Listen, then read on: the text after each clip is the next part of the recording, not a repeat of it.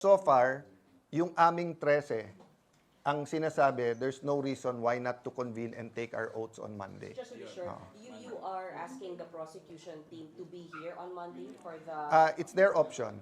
to what, sir? To report, sir, about the articles of Hindi, impeachment? kasi yung tinignan ko yung dating precedents, the article itself is the presentation.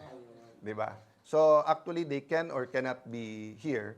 Kasi the articles, dahil yan naman yung, kumbaga yun yung asunto Yun yung charge sa'yo. So ang process, yung summons, para sumagot naman yung kabila. Who will read the articles of impeachment? Who will read the articles of impeachment? The prosecutor or kayo po sa Monday? Sa Monday, malamang yun yung, yung pagbigay nga namin sa Madjo. Pero the impeachment court has a life of its own. So depende sa mga motions na maganap doon sa impeachment court. May question mo na. Wala na pong debate about the convening. On our side, wala. On the majority side, wala. Hindi ko alam sa minority. Diba? I'd like to consult them, but I'll only see them on Monday. Medyo busy sila ngayon na trinatry kausapin yung mga membro namin na sumali ulit sa kanila So may attempts na naman, sir, against you naman ngayon, sir? Suggest, expected naman yun. Who told you that, sir? From the majority? Oo. Na kinakausap nila, sir? May invitations to talk, may pananakot, but dati na silang takot So, But your 13 is solid. But your 13 is solid.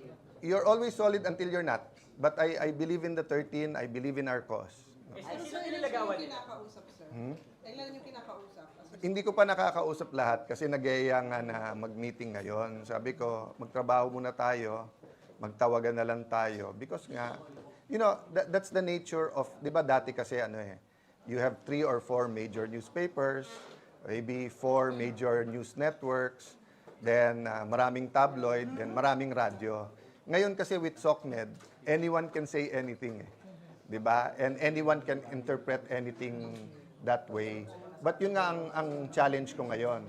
Di ba? Trabaho or mamulitika. Di ba? So, my only choice is to do the work, then be completely honest with you.